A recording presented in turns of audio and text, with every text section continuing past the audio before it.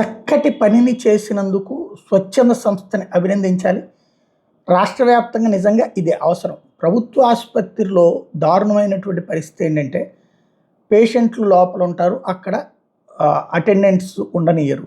సాధారణంగా పల్లెటూళ్ళ నుంచి వచ్చినప్పుడు ఒక్కళ్ళు ఉండరు. ఓ ముగ్గురు నలుగురు వస్తుంటారు. అంతమందిని ఉంచడానికి కూడా ఆ బెడ్స్ దగ్గర కుదరదు. బయట అక్కడ రోడ్ల మీదన, చెట్ల పక్కన ఏ వర్షం వచ్చిందంటే గనక చిన్నపాటి షెల్టర్ దగ్గరన, చెట్ల కిందన ఏమి దారుణమైన జీవితం అంటే అంత దారుణమైన జీవితం. పగవాడికి కూడా ఉండకూడదు ఇట్లాంటి పరిస్థితి అనిపించాలి.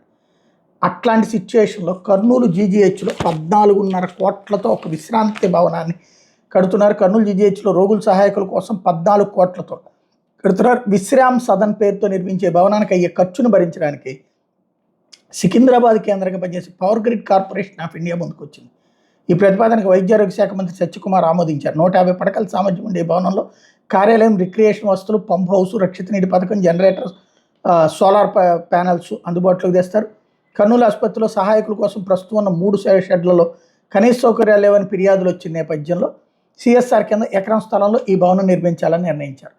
లేదా ఈ 3 షెడ్లని డెవలప్ చేసి దాంట్లోనే సదుపాయాలు కల్పించమని చెప్పండి. అప్పుడు వాళ్ళకి మిగులుతుంది, జనానికి కూడా మిగులుతుంది, మంచిగా ఉపయోగపడుతుంది.